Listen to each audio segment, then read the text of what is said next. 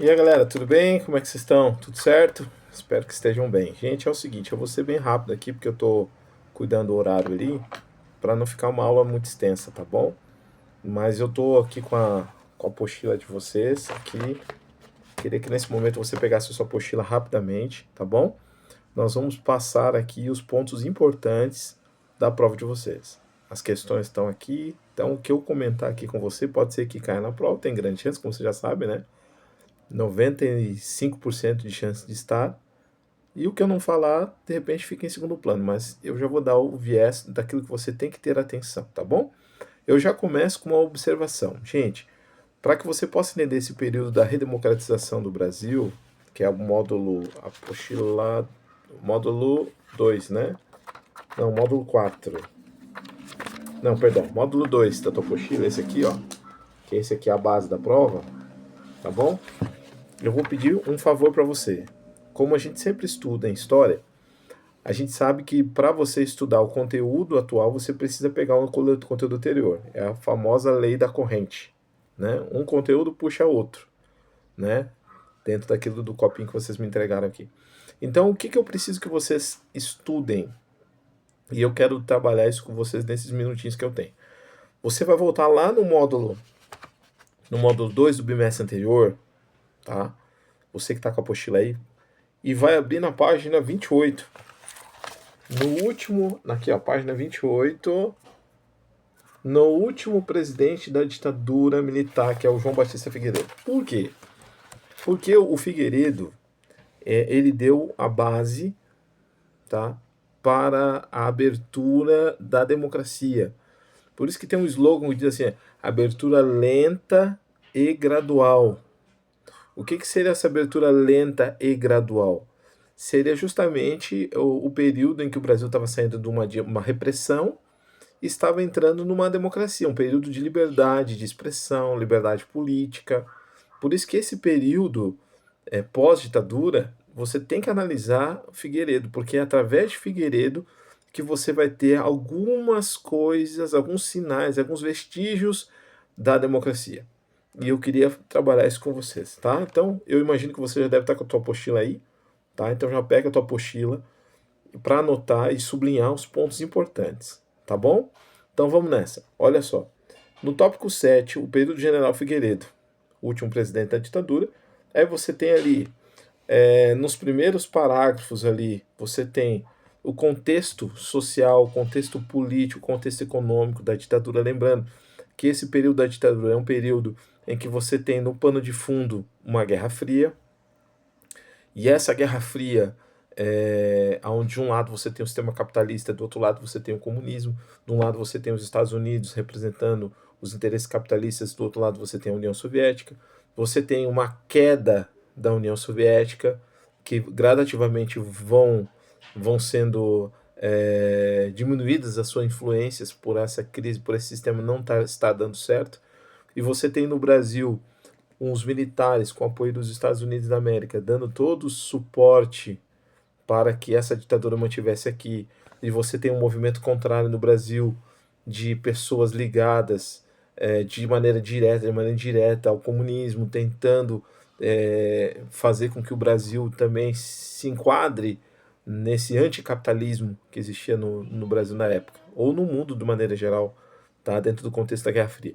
Então você tem ali uma certa crise econômica do Brasil. Essa crise se deve a quê? Se deve justamente pela inflação. E a forma como os militares adotavam para tentar controlar essa inflação é justamente pedindo os chamados empréstimos ao Fundo Monetário Internacional, fazendo com que a nossa dívida externa aumentasse. Tanto é que esse período de empréstimos que o Brasil faz ao FMI, nós chamamos de milagre econômico. Ou seja, nós tínhamos um saldo positivo, mas esse saldo positivo não era nosso, era fruto de empréstimos, não era produção, não era um PIB nosso, tá bom? Então você tem essa característica da dívida externa que está no segundo parágrafo do tópico ali de Figueiredo, você vai ler depois, que eu não vou ler, mas você tem ali essa questão que eu comentei agora com vocês. Mas o terceiro parágrafo aqui da tua apostila tá falando uma coisa interessante. Presta atenção, anota, sublinha, porque isso aí vai ter uma questão que eu posso cobrar de você. Tá bom? que fala sobre a lei da anistia de 1979. Essa lei da anistia, o que era, professor? Lembre-se, quando começou a ditadura, todos os líderes políticos, pessoas que tinham condição financeira, eles eram expulsos do Brasil. Daí que entra aquele slogan: Brasil, ame ou completa aí. Isso aí. Tá bom? Então essas pessoas, elas foram expulsas. Elas não foram convidadas. Convidadas é um jeito gostoso, democrático de falar. Elas foram expulsas, foram tiradas daqui. Muitos realmente saíram com medo de serem mortos, torturados. Então você não poderia criticar o sistema, você tinha que sair do Brasil.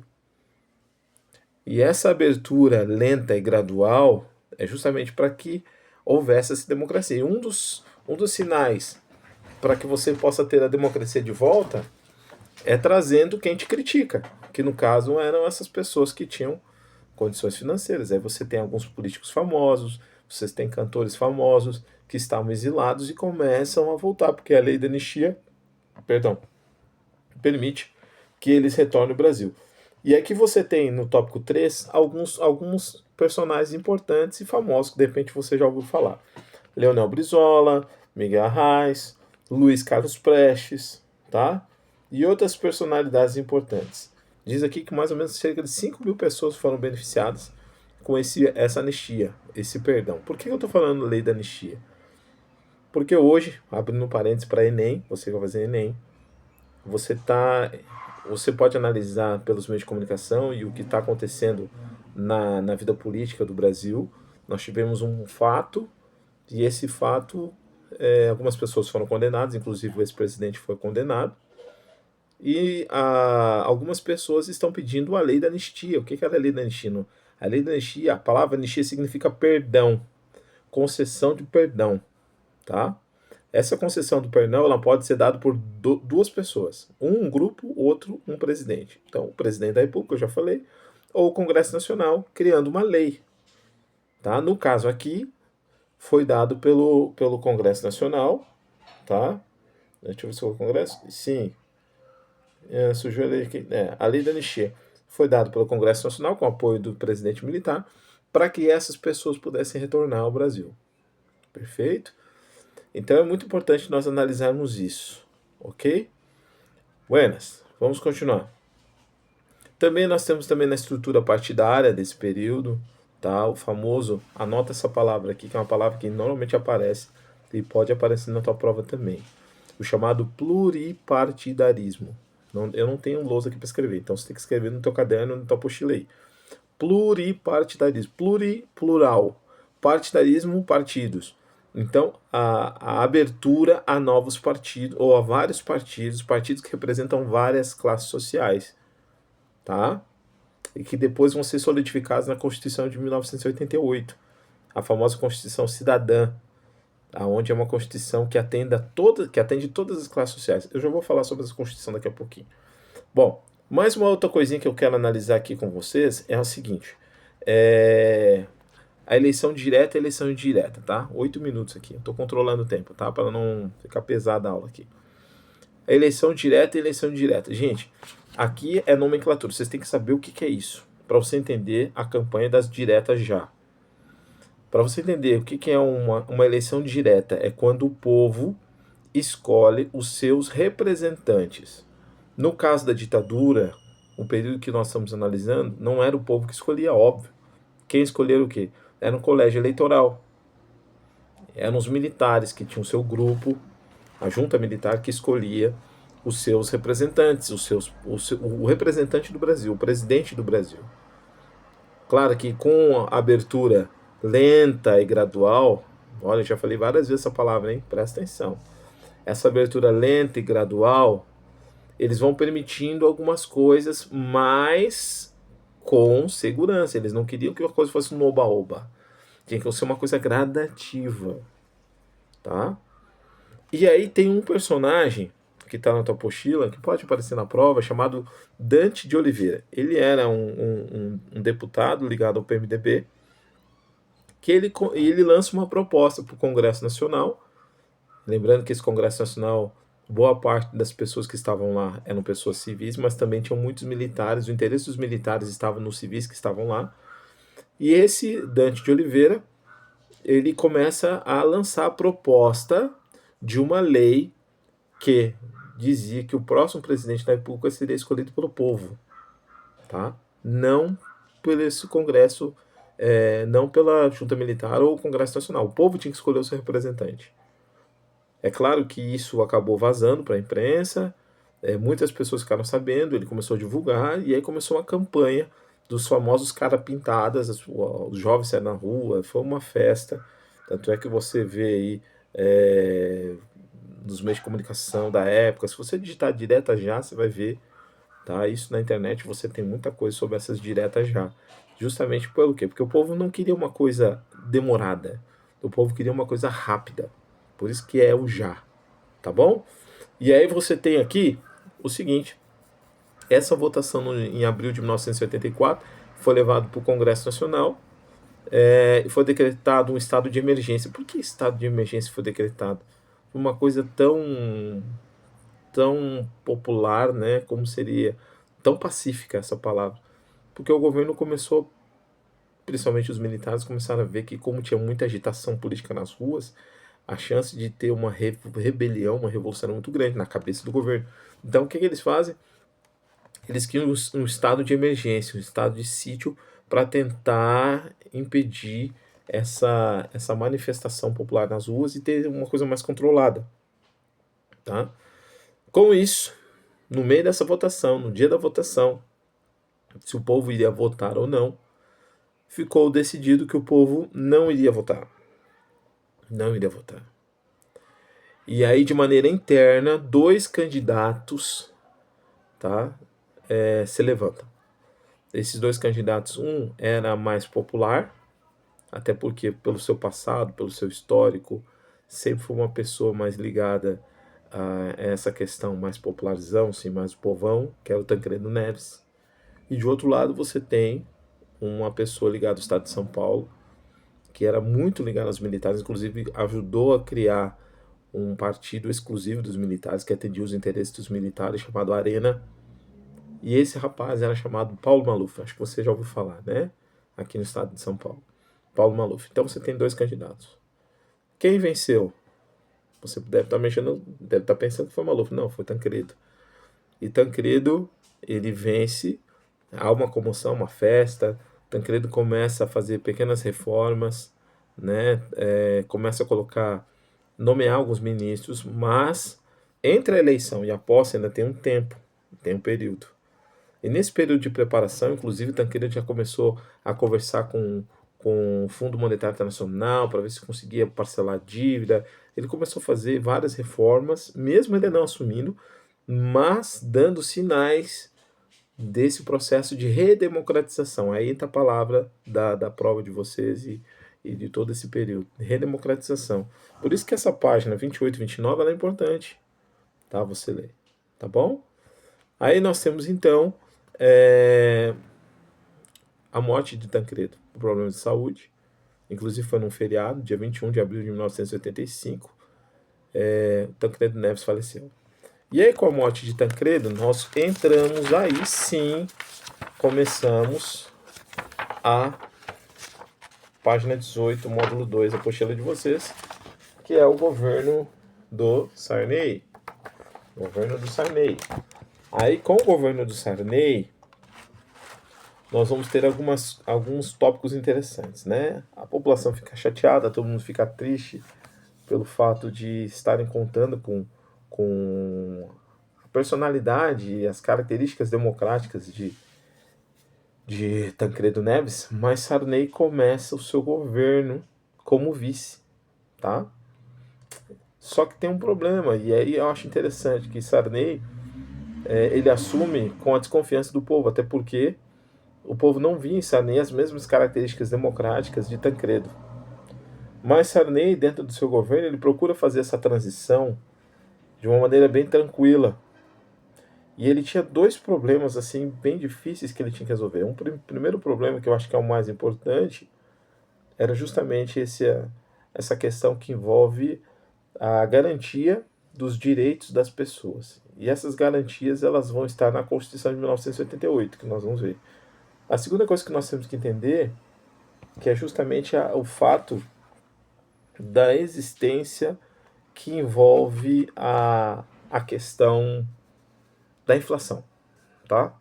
A inflação. Dentro do processo inflacionário que nós temos na história do Brasil, eu passei uma aula com vocês que a gente comentou sobre o que era inflação. Inclusive eu passei um vídeo, o pessoal que está no meu grupo aqui das aulas que eu passei no itinerário, nós conseguimos identificar que a inflação é o aumento generalizado dos preços, aonde a produção e o consumo precisam andar juntas. Tá? No momento que um está acima do outro, um está abaixo do outro, gera a inflação. Tá? Claro que eu estou explicando de maneira muito simples, mas na aula a gente conseguiu ver de maneira mais prática como é que isso acontecia. E no caso do Brasil, nós tínhamos essa dificuldade, tá, em relação à inflação. A inflação era muito alta no Brasil. Com isso, gerava um alto número de pessoas muito pobres que não tinham condição de comprar um mísero pãozinho. Tamanho era o valor desses produtos nessa época. E o que Sarney pensou? Bom, como é que eu vou combater essa inflação herdada desde a época militar, tá? E também, claro, tinha conjuntura internacional envolvida no meio, etc. e tal. A solução que ele encontrou para tentar resolver os problemas está na página 19. Tá? Na página 19 você tem no primeiro parágrafo, eu vou ler aqui para você acompanhar, eu sei que você está grifando aí. Você vai acompanhar dizendo o seguinte, ó, diante do quadro inflacionário, o ministro da Fazenda, Dilson Funaro, anunciou em fevereiro de 1986 um plano chamado Plano Cruzado.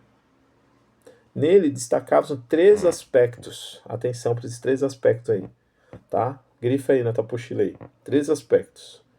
O primeiro aspecto, a introdução de uma nova moeda, o cruzado, tá? Substituindo o cruzeiro, com corte nos 3 zeros na antiga moeda.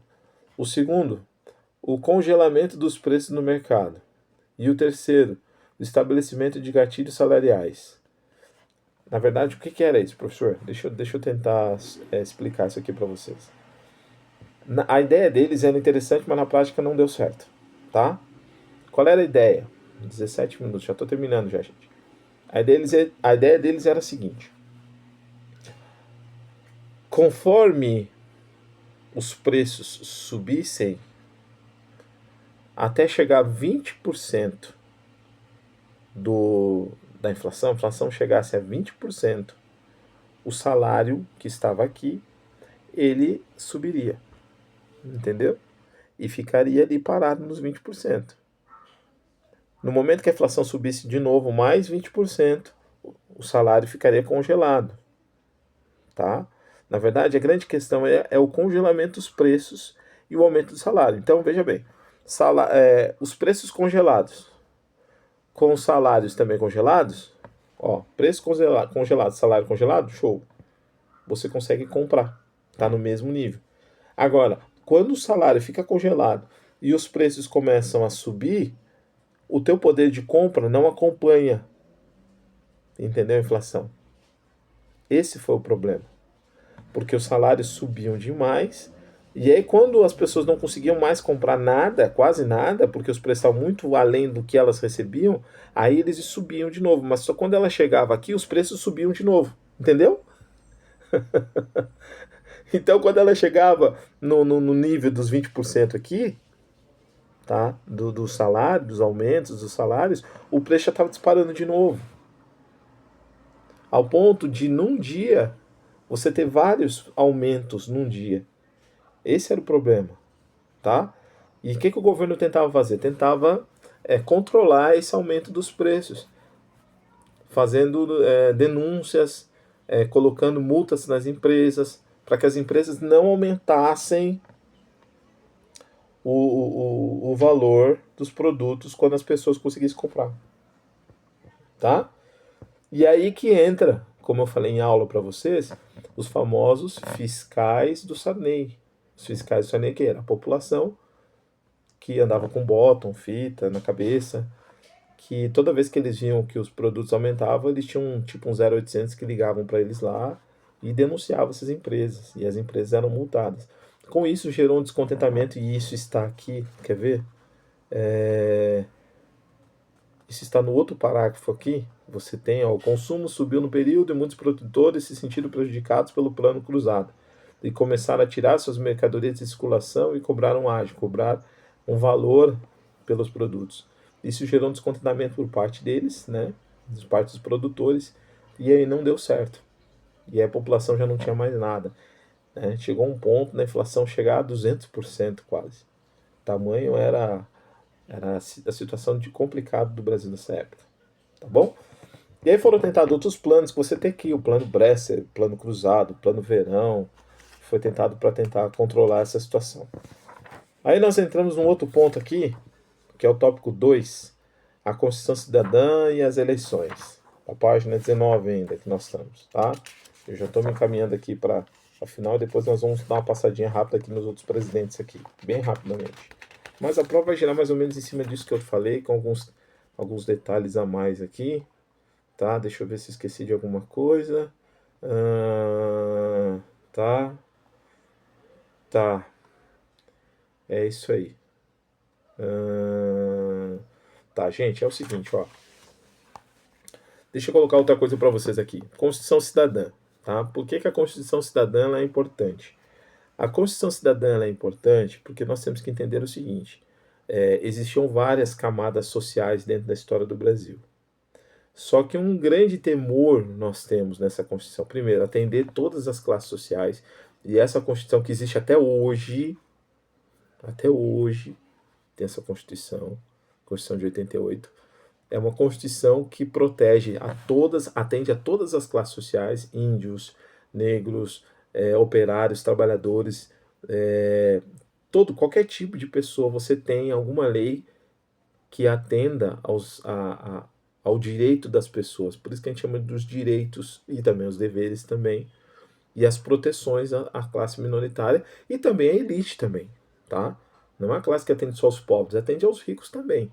Então por isso que ela é uma Constituição que te dá uma liberdade, tá? E inclusive até tem um slogan que diz assim, ó, todos são iguais perante a lei, tá? Tá no tópico lá, tá no terceiro parágrafo da página 19, Constituição Cidadã de 1978. Frase importante, hein? Grifa aí. Todos são iguais perante a lei. Pode olhar aí. Sem distinção de qualquer natureza, garantindo aos brasileiros e aos estrangeiros residentes, olha, as classes sociais, no país, a inviolabilidade do direito à vida, à liberdade, à igualdade, à segurança e à propriedade. E ali até na sequência diz assim, ó, esse artigo também prevê liberdade de pensamento, direito de resposta, liberdade de consciência, de crença, de culto, liberdade de expressão, direito de acesso à informação, defesa do consumidor e outros. Vocês estão entendendo? Te dá toda essa liberdade para que você possa fazer isso. Não somente nós, mas também os estrangeiros. Por isso que ela é uma Constituição completa.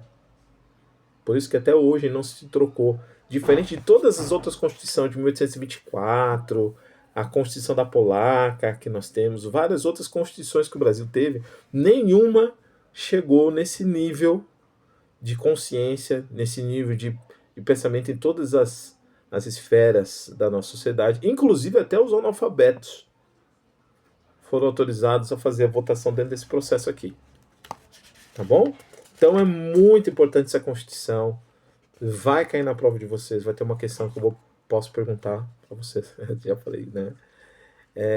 Então é bom você ficar atento, tá? A essa situação. Beleza? Vamos lá, gente. Passando rapidamente aqui, eu falei um pouquinho, vocês vão ver a questão do indígena também, que está na página 20, que a Constituição também protege o direito à terra. A outra coisa que eu falei, o direito à expressão, né? Se você olhar, quem for fazer direito ano que vem, vai estudar muito isso que eu estou falando, tá? Porque se você for analisar a Constituição de 1978, ela também está protegendo contra o autoritarismo da ditadura. Então qualquer tipo de... Não precisa ser militar para você ser autoritário no Brasil, tá? qualquer tipo de autoritarismo, a Constituição ela te protege. Tá? Só para que você tenha essa noção. Tá bom? A Constituição te protege de qualquer tipo de autoritarismo. Não precisa ser militar. Pode ser o patrão, pode ser um professor, pode ser qualquer pai, mãe, não interessa. Você tem direito de ter a sua liberdade de expressão, liberdade de culto, por exemplo. Tá bom? Então tem alguns aspectos muito legais aqui nessa Constituição de 88. Vamos lá. Aí nós temos lá, na página 22 e página 23, os outros presidentes que vieram depois. Nós temos o Fernando Collor de Mello, que sofreu impeachment. O primeiro presidente a sofrer impeachment, mas tem a característica importante dele, da figura dele, tá? Que além da questão da inflação, tem a questão da corrupção que o Brasil sofreu, né? Na confiscação, desculpa a palavra, né? Confiscação, né? Ele confiscou a poupança para tentar cobrir os gastos públicos das pessoas, e aí depois descobriu que esse dinheiro que ele estava utilizando era o dinheiro que ele estava utilizando para pegar e distribuir para sua família. Então você tem todo um contexto aqui interessante da história de Collor, que não durou muito tempo. E aí nós temos então mais uns caras pintados de novo, agora não pelas diretas já, mas sim pelo impeachment do presidente da República que foi eleito. O Collor foi o primeiro presidente eleito pelo voto direto, tá bom? O povo que escolheu ele, tá? E detalhe que é tão interessante esse período, que inclusive até estava comentando com a Júlia, nós tivemos o primeiro debate que nós tivemos na televisão, foi um debate meio que montado pela Rede Globo entre os candidatos Lula e Collor, né? E o Lula era aquela figura, não do jeito que ele está hoje, né? Mas ele era mais novo, mais barbudão, mais operário, aqueles operários raiz que vem pro programa Tudo Sujo de Graxa.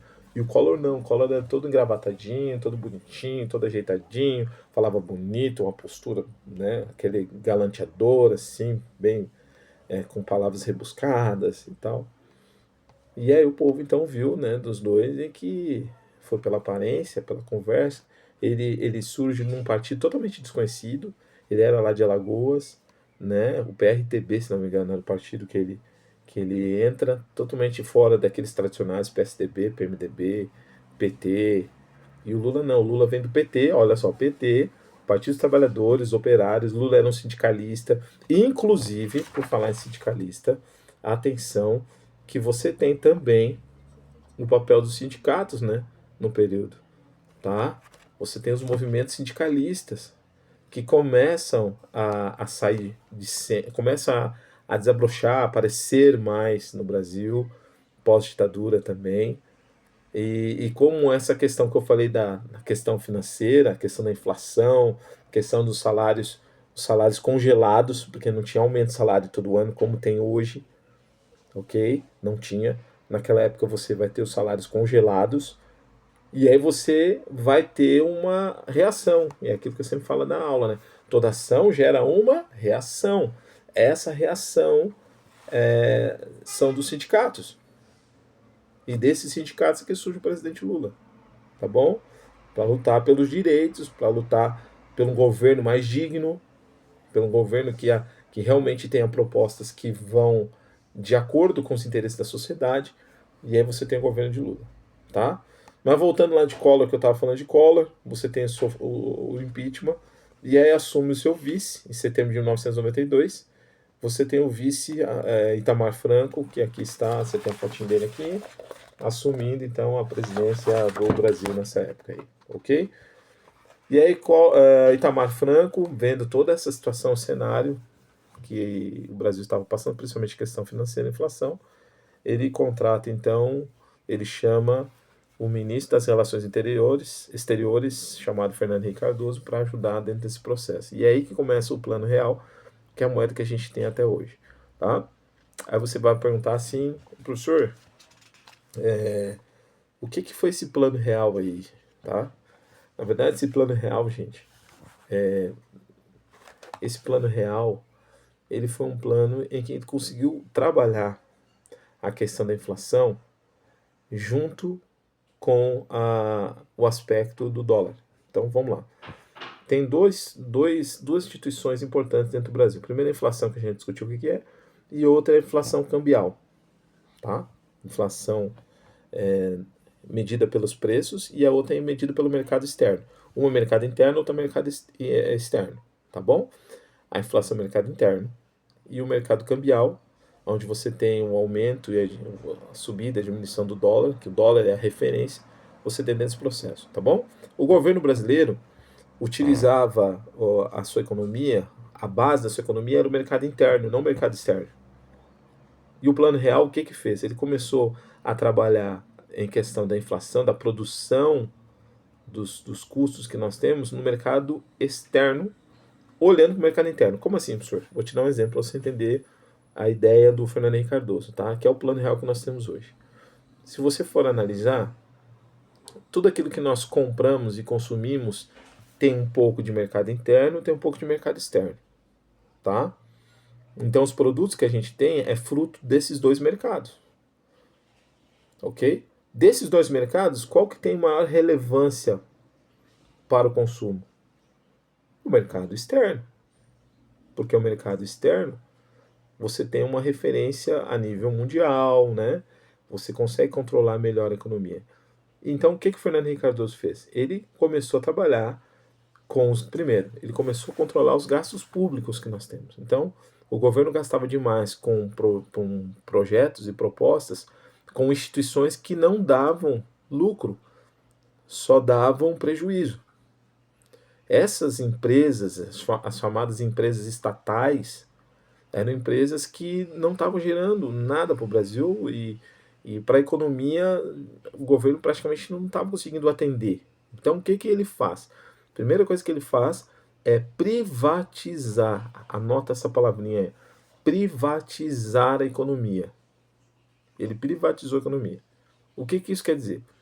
Que aquelas empresas que estavam dando mais prejuízo, ele faz um leilão, chama o mercado estrangeiro para cá, que tem interesse em explorar essas empresas estatais, para que essas empresas estatais, então, tivessem o direito de explorar essas empresas nacionais e, ao mesmo tempo, tirar o lucro. Porque qual era a ideia dele fazendo isso? Ele fazendo isso daí, ele tira o governo fora da jogada, ele não precisa botar dinheiro nessa empresa mais, não põe mais, e esse capital estrangeiro, ele vem e traz toda a tecnologia para cá. Ele traz inovação, traz recursos, né, que precisa para melhorar esse produto, esse mercado, da coisa acontecer. Vou dar um exemplo, tá, para você, porque o tempo está estourando aqui, já foram 30 minutos de aula, mas eu quero só encerrar mais ou menos por aqui para você entender isso aí.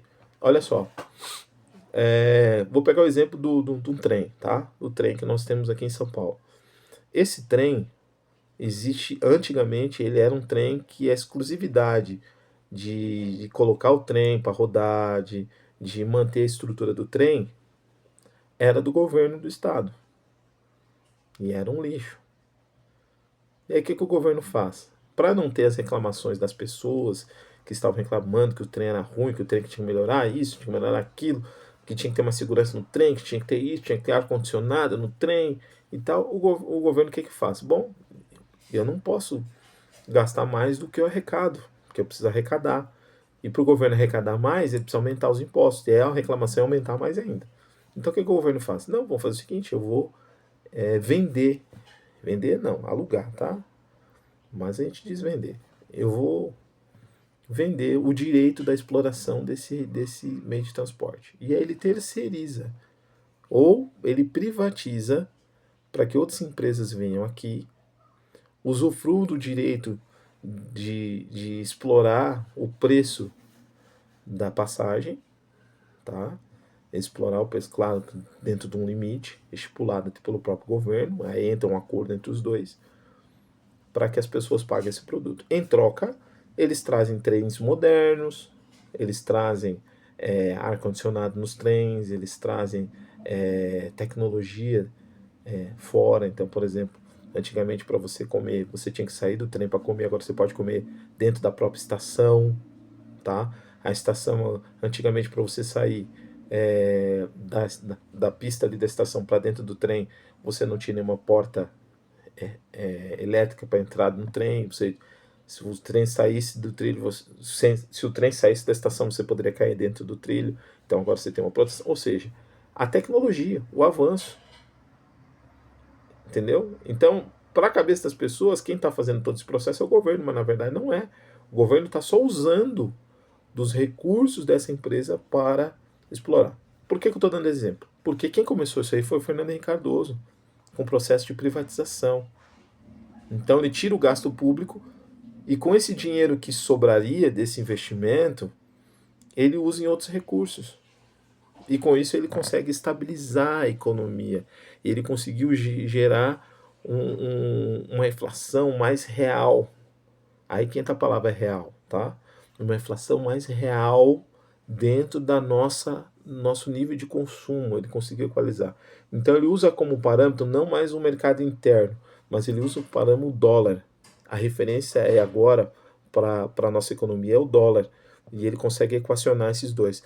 A inflação real ele consegue equilibrar com o mercado interno. Tá? Então por isso que $1 começou a equivaler a R$ 1 logo que ele começou. Ok? Eu não sei se ficou meio confuso, mas essa foi mais ou menos a ideia dele. A ideia dele foi essa. Tem outras também, empréstimos que ele faz aqui, tá? Título público, mas é um outro contexto que nós temos que analisar. Tá bom? Esse foi o plano real. Ó, deixa eu ver.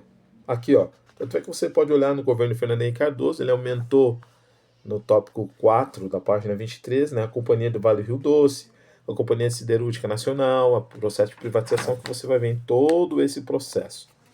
Tá bom? E aqui na página 25, ó, como eu falei para você, ó, a variação do dólar comercial entre 94 e 2002.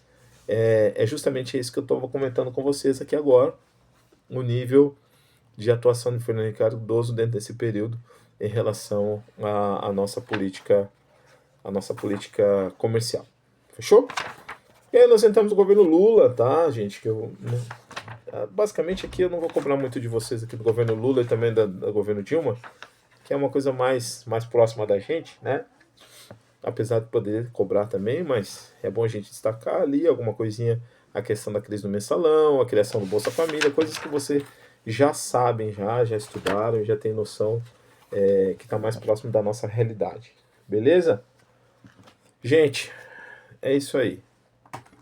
Desculpa ter passado muito tempo aí, mas foram quase 40 minutos de aula aqui, que eu tentei esmiuçar um pouquinho a situação do Brasil pós-ditadura militar, tá? As grandes dificuldades que a gente passou, a gente enfrentou, beleza?